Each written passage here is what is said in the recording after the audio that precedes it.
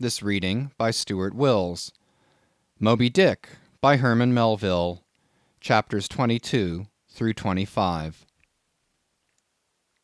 Chapter 22. Merry Christmas.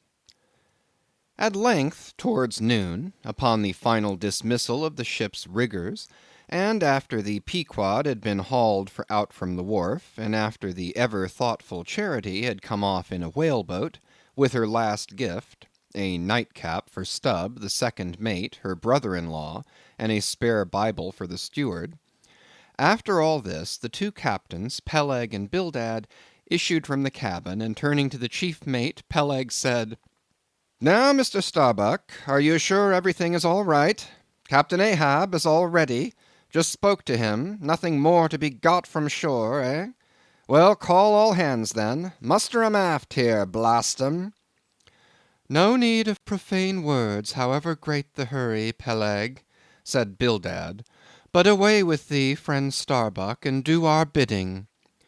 How now? Here, upon the very point of starting for the voyage, Captain Peleg and Captain Bildad were going it with a high hand on the quarter-deck, just as if they were to be joint commanders at sea, as well as, to all appearances, in port. And as for Captain Ahab, no sign of him was yet to be seen. Only, they said, he was in the cabin. But then the idea was, that his presence was by no means necessary in getting the ship under way, and steering her well out to sea. Indeed, as that was not at all his proper business, but the pilot's, and as he was not yet completely recovered, so they said, therefore Captain Ahab stayed below. And all this seemed natural enough, especially as in the merchant service many captains never show themselves on deck for a considerable time after heaving up the anchor, but remain over the cabin table, having a farewell merry-making with their shore friends, before they quit the ship for good with the pilot. But there was not much chance to think over the matter, for Captain Peleg was now all alive. He seemed to do most of the talking and commanding, and not Bildad. "Aft here, ye sons of bachelors!" he cried, as the sailors lingered at the mainmast. "Mr. Starbuck, drive 'em aft!" "Strike the tent there," was the next order. As I hinted before, this whalebone marquee was never pitched except in port, and on board the Pequod for 30 years the order to strike the tent was well known to be the next thing to heaving up the anchor. "Man the capstan! Blood and thunder! Jump!" was the next command, and the crew sprang for the handspikes. Now, in getting under way, the station generally occupied by the pilot is the forward part of the ship. And here Bildad, who, with Peleg, be it known, in addition to his other officers, was one of the licensed pilots of the port, he being suspected to have got himself made a pilot in order to save the Nantucket pilot fee to all the ships he was concerned in, for he never piloted any other craft. Bildad, I say, might now be seen actively engaged in looking over the bows for the approaching anchor, and at intervals singing what seemed a dismal stave of psalmody to cheer the hands at the windlass, who roared forth some sort of chorus about the girls in Booble Alley, with a hearty good will. Nevertheless, not 3 days previous, Bildad had told them that no profane songs would be allowed on board the Pequod, particularly in getting under way, and Charity, his sister, had placed a small, choice copy of Watts in each seaman's berth. Meantime, overseeing the other part of the ship, Captain Peleg ripped and swore astern in the most frightful manner. I almost thought he would sink the ship before the anchor could be got up. Involuntarily I paused on my handspike and told Queequeg to do the same, thinking of the perils we both ran in starting on the voyage with such a devil for a pilot.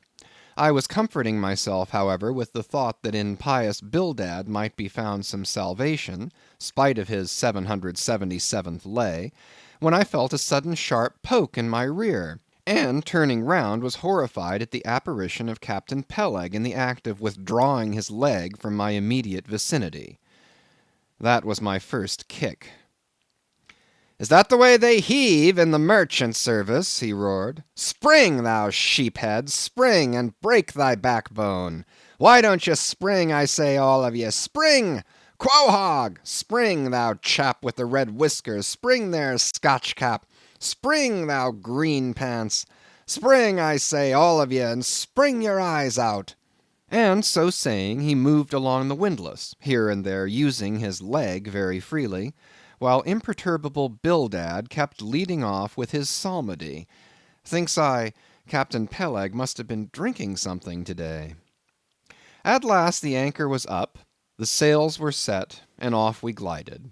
It was a short, cold Christmas, and as the short northern day merged into night, we found ourselves almost broad upon the wintry ocean, whose freezing spray cased us in ice as in polished armor. The long rows of teeth on the bulwarks glistened in the moonlight, and like the white ivory tusks of some huge elephant, vast curving icicles depended from the bows. Lank Bildad, as pilot, headed the first watch, and ever and anon, as the old craft deep dived into the green seas, and sent the shivering frost all over her, and the winds howled, and the cordage rang, his steady notes were heard. "Sweet fields beyond the swelling flood stand dressed in living green, so to the Jews old Canaan stood, while Jordan rolled between." Never did those sweet words sound more sweetly to me than then. They were full of hope and fruition.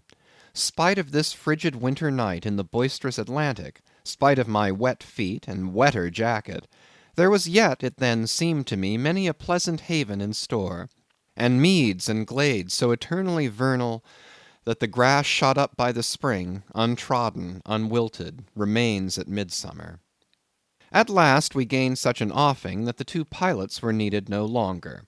The stout sailboat that had accompanied us began ranging alongside. It was curious and not unpleasing how Peleg and Bildad were affected at this juncture, especially Captain Bildad. For loath to depart yet, very loath to leave, for good, a ship bound on so long and perilous a voyage, beyond both stormy capes, a ship in which some thousands of his hard-earned dollars were invested, a ship in which an old shipmate sailed as captain, a man almost as old as he, once more starting to encounter all the terrors of the pitiless jaw, loath to say good-bye to a thing so every way brimful of every interest to him, poor old Bildad lingered long, paced the deck with anxious strides, ran down into the cabin to speak another farewell word there, again came on deck, and looked to windward, looked towards the wide and endless waters, only bounded by the far-off, unseen eastern continents, looked toward the land, looked aloft, looked right and left, looked everywhere and nowhere, and at last, mechanically coiling a rope upon its pin, convulsively grasped stout Peleg by the hand, and holding up a lantern, for the moment stood gazing heroically in his face, as much to say, "Nevertheless, friend Peleg, I can stand it. Yes, I can." As for Peleg himself, he took it more like a philosopher. But for all his philosophy, there was a tear twinkling in his eye when the lantern came too near. And he too did not a little run from cabin to deck, now a word below, now a word with Starbuck, the chief mate. But at last he turned to his comrade with a final sort of look about him. "Captain Bildad! Come, old shipmate, we must go. Back the main yard there. Boat ahoy! Stand by to come close alongside now. Careful, careful. Come, Bildad, boy, say your last. Luck to ye, Starbuck. Luck to ye, Mr. Stubb. Luck to ye, Mr. Flask. Good-bye and good luck to ye all. And this day 3 years I'll have a hot supper smoking for ye in old Nantucket. Hurrah and away!" "God bless ye, and have ye in his holy keeping, men," murmured old Bildad almost incoherently. "I hope you'll have fine weather now, so that Captain Ahab may soon be moving among ye. A pleasant sun is all he needs, and you'll have plenty of them in the tropic voyage ye go. Be careful in the hunt, ye mates. Don't stave the boats needlessly, ye harpooneers. Good white cedar plank is raised full 3% within the year. Don't forget your prayers either. Mr. Starbuck, mind that cooper don't waste the spare staves. Oh, the sail needles are in the green locker. Don't whale it too much on the Lord's days, men. But don't miss a fair chance either, that's rejecting heaven's good gifts. Have an eye to the molasses, tierce, Mr. Stubb. It was a little leaky, I thought. If ye touch at the islands, Mr. Flask, beware of fornication. Good-bye, good-bye. Don't keep that cheese too long down in the hold, Mr. Starbuck, it'll spoil. Be careful with the butter, 20 cents the pound it was, and mind ye if... Come, come, Captain Bildad, stop palavering, away! And with that, Peleg hurried him over the side, and both dropped into the boat. Ship and boat diverged, the cold, damp night breeze blew between, a screaming gull flew overhead, the two hulls wildly rolled, we gave 3 heavy-hearted cheers, and blindly plunged, like fate, into the lone Atlantic. Chapter 23. The Lee Shore. Some chapters back, one Bulkington was spoken of, a tall, new-landed mariner, encountered in New Bedford at the inn. When on that shivering winter's night the Pequod thrust her vindictive bows into the cold, malicious waves, who should I see standing at her helm but Bulkington? I looked with sympathetic awe and fearfulness upon the man, who in midwinter, just landed from a 4 years' dangerous voyage, could so unrestingly push off again for still another tempestuous term. The land seemed scorching to his feet. Wonderfulest things are ever the unmentionable. Deep memories yield no epitaphs. This 6-inch chapter is the stoneless grave of Bulkington. Let me only say that it fared with him as with the storm-tossed ship that miserably drives along the leeward land. The port would fain give succor.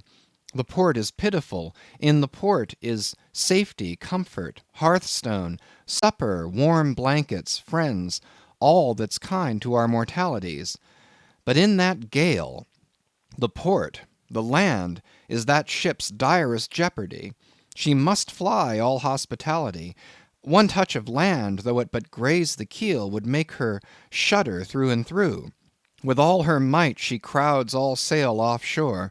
In so doing, fights against the very winds that fain would blow her homeward, seeks all the lashed sea's landlessness again, for refuge's sake forlornly rushing into peril, her only friend, her bitterest foe. Know ye now, Bulkington? Glimpses do you seem to see of that mortally intolerable truth, that all deep, earnest thinking is but the intrepid effort of the soul to keep the open independence of her sea, while the wildest winds of heaven and earth conspire to cast her on the treacherous, slavish shore?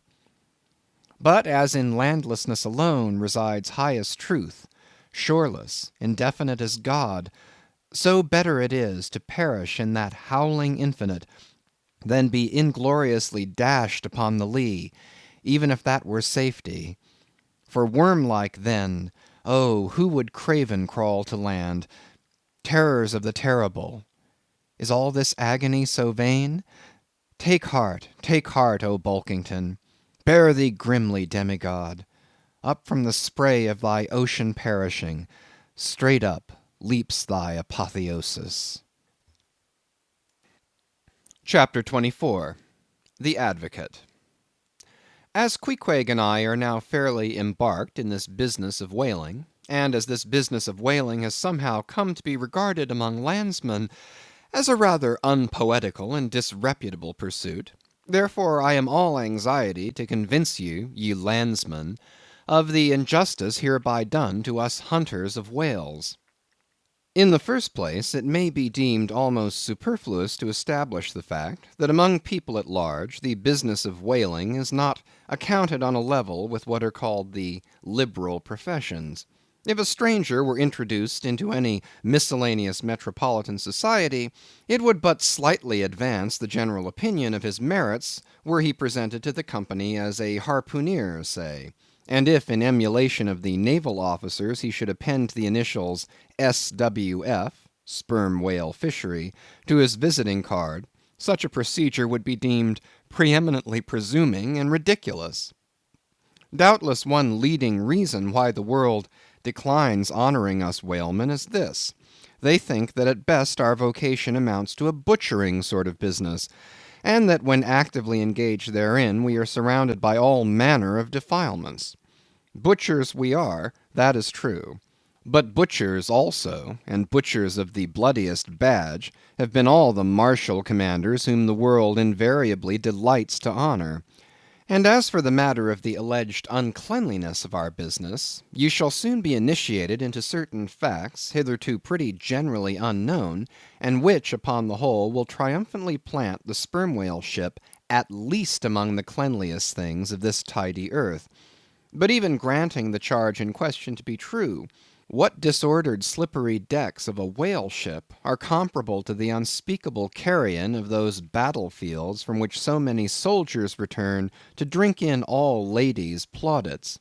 And if the idea of peril so much enhances the popular conceit of the soldier's profession, let me assure you that many a veteran who has freely marched up to a battery would quickly recoil at the apparition of the sperm whale's vast tail, fanning into eddies the air over his head.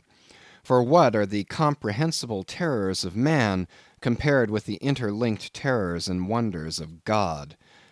But though the world scouts at us whale hunters, yet does it unwittingly pay us the profoundest homage, yea, an all abounding adoration. For almost all the tapers, lamps, and candles that burn round the globe, burn, as before so many shrines, to our glory. But look at this matter in other lights. Weigh it in all sorts of scales. See what we whalemen are, and have been. Why did the Dutch in De Witt's time have admirals of their whaling fleets? Why did Louis XVI of France, at his own personal expense, fit out whaling ships from Dunkirk, and politely invite to that town some score or two of families from our own island of Nantucket? Why did Britain, between the years 1750 and 1788, pay her whalemen in bounties of upwards of £1,000,000? And lastly, how comes it that we whalemen of America now outnumber all the rest of the banded whalemen in the world, sail a navy of upwards of 700 vessels, manned by 18,000 men, yearly consuming $4,000,000 of dollars, the ship's worth at the time of sailing $20,000,000, and every year importing into our harbors a well-reaped harvest of $7,000,000? How comes all this, if there be not something puissant in whaling? But this is not the half. Look again. I freely assert that the cosmopolite philosopher cannot, for his life, point out one single peaceful influence which within the last 60 years has operated more potentially upon the whole broad world, taken in one aggregate, than the high and mighty business of whaling. One way and another, it has begotten events so remarkable in themselves, and so continuously momentous in their sequential issues, that whaling may well be regarded as that Egyptian mother who bore offspring themselves pregnant from her womb. It would be a hopeless, endless task to catalogue all these things. Let a handful suffice. For many years past the whale ship has been the pioneer in ferreting out the remotest and least known parts of the earth. She has explored seas and archipelagos which had no chart, where no Cook or Vancouver had ever sailed. If American and European men of war now peacefully ride in once savage harbors, let them fire salutes to the honor and glory of the whale ship, which originally showed them the way, and first interpreted between them and the savages. They may celebrate as they will the heroes of exploring expeditions, your Cooks, your Krusensterns, but I say that scores of anonymous captains have sailed out of Nantucket that were as great and greater than your Cook and your Krusenstern. For in their succorless empty-handedness, they, in the heathenish sharked waters and by the beaches of unrecorded javelin islands, battled with virgin wonders and terrors that Cook with all his marines and muskets would not willingly have dared.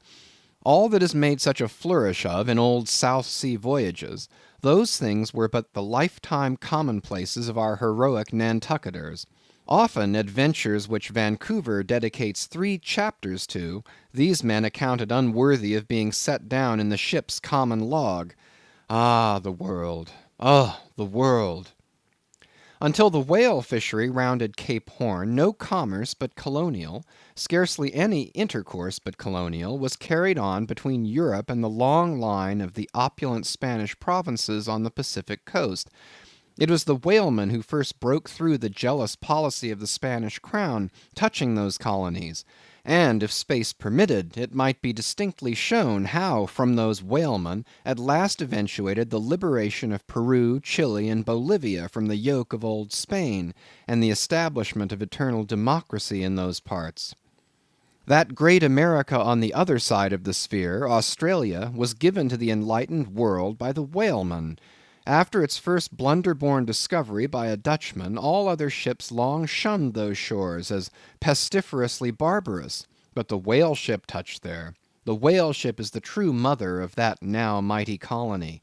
Moreover, in the infancy of the first Australian settlement, the emigrants were several times saved from starvation by the benevolent biscuit of the whale ship luckily dropping an anchor in their waters.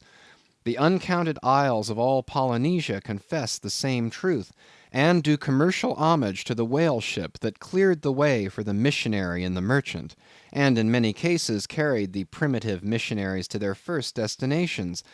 If that double-bolted land, Japan, is ever to become hospitable, it is the whale ship alone to whom the credit will be due, for already she is on the threshold.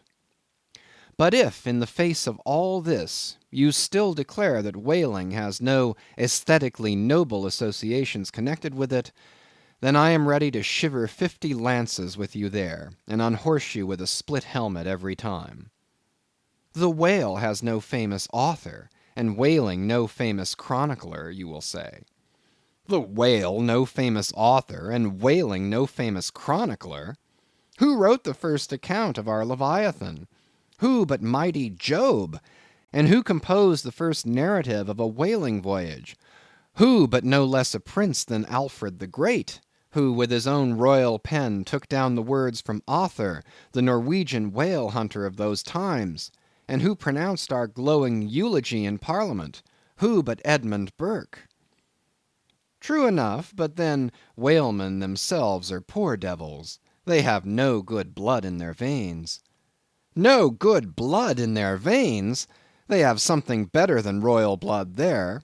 The grandmother of Benjamin Franklin was Mary Morrel, afterwards by marriage Mary Folger, one of the old settlers of Nantucket, and the ancestress to a long line of Folgers and harpooneers, all kith and kin to the noble Benjamin, to this day darting the barbed iron from one side of the world to the other. Good again, but then all confess that somehow whaling is not respectable. Whaling not respectable! Whaling is imperial. By the old English statutory law, the whale is declared a royal fish. Oh, that's only nominal. The whale himself has never figured in any grand, imposing way. The whale never figured in any grand, imposing way!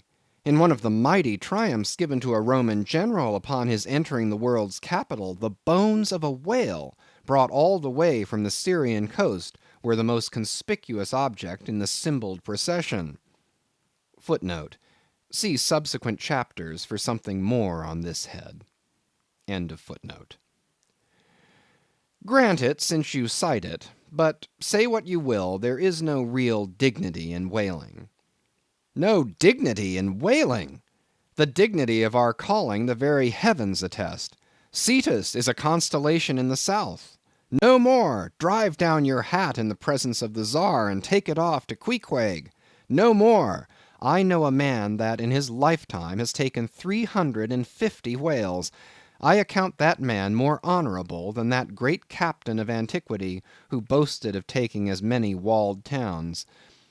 And as for me, if by any possibility there be any as yet undiscovered prime thing in me, if I shall ever deserve any real repute in that small but high hushed world which I might not be unreasonably ambitious of, if hereafter I shall do anything that, upon the whole, a man might rather have done than to have left undone, If at my death my executors, or more properly my creditors, find any precious manuscripts in my desk, then here I prospectively ascribe all the honor and the glory to whaling, for a whale ship was my Yale College and my Harvard.